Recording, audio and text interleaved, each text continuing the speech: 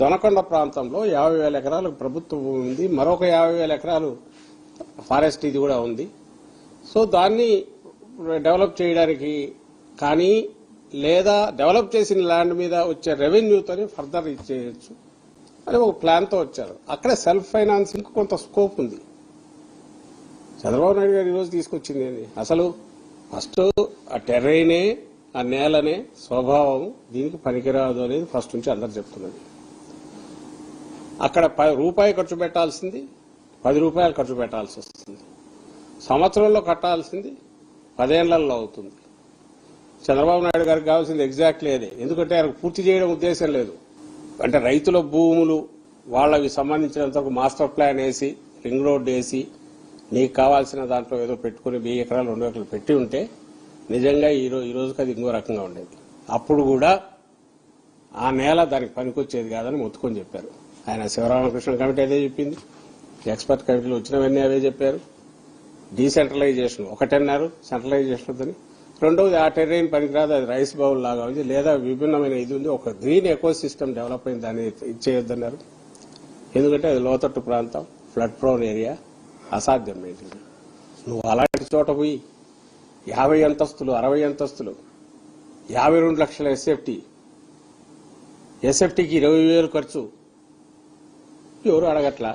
అడుగుదామనే ప్రయత్నం చేస్తున్న జగన్మోహన్ రెడ్డి గారు కానీ వైఎస్ఆర్సీపీని కానీ బండలేసి డపా రాయి రప్ప ఏది దొరికితే అది కొట్టడము, బూతులు తిట్టడం, నోటికి వచ్చినట్టు ఏదంటే మాట్లాడడం, ఆ ఊపిరాడకుండా ఎవరు నోరెత్తకుండా భయపెడుతున్నారు. దానికి బద్దలు కొట్టాలా, ఒక స్పష్టత ఇవ్వాలా.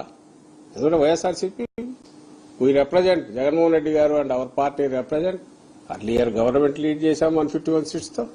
ఇప్పుడు మొన్న కూడా 40% ఓట్స్ మాకు వచ్చాయి. ఇంతమంది వాయిస్ ఇది, ఆ వాయిస్ ఈరోజు వినిపిస్తున్నారు. అండ్ రేపు రియాలిటీ ఏముంటుంది మేము వచ్చిన తర్వాత చెప్తున్నారు. ఈ హక్కును కాదని ఎట్టంటారు, నాకు అర్థం కావట్లేదు.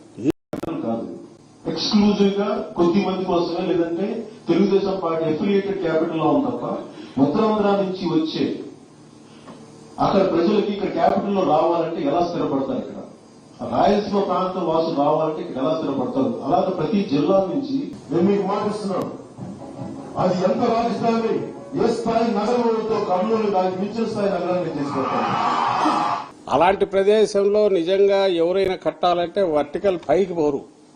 ఎందుకంటే నేల కుంగిపోతుంది, ఎంత లోతుకు పోవాలి, పైకి ఎంత పోతే కిందికి ఎంత పోవాల్సి వస్తుంది.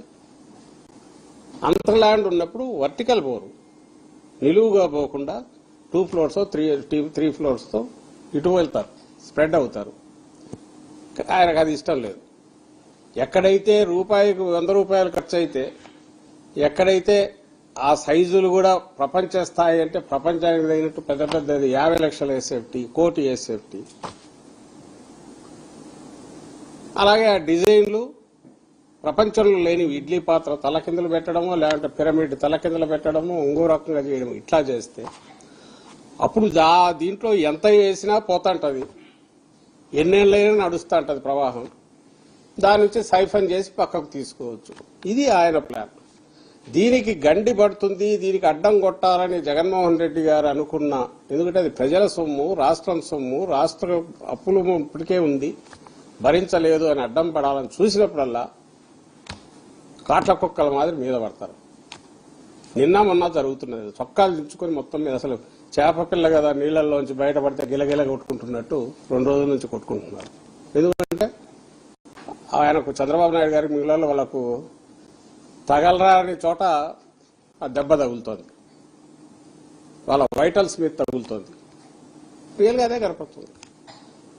జగన్మోహన్ రెడ్డి గారు రైజ్ చేసిన క్వశ్చన్స్ 1, 2, 3, 4 ఒక్కదానికన్నా ఆన్సర్ ఇస్తానరా? అడ్డంగా తిట్టడం తప్ప, బూతులు తిట్టడము ఇది తప్ప ఎక్కడైనా వాళ్ళు స్ట్రైట్ గా ఆన్సర్ ఇస్తున్నారా? సో క్లారిటీ, మాట మార్చట్లేదు, క్లారిటీతో జగన్మోహన్ రెడ్డి గారు చెప్పారు, కన్సిస్టెన్సీ ఉంది. రెండవది ఎవరన్నా అడిగితే మరి ఆ రోజు వైజాగ్ అన్నారు, ఈ రోజు ఇది ఎందుకు అన్నారు? అది ముందు నుంచి చెప్తూనే ఉన్నాం. రాజధాని ఇక్కడ ఉండాలి, ఎందుకంటే ఆల్రెడీ మొదలు పెట్టారు, ఆల్రెడీ కన్స్ట్రక్ట్ అయినవి ఉన్నాయి. సో ఇక్కడ ఉండాలి.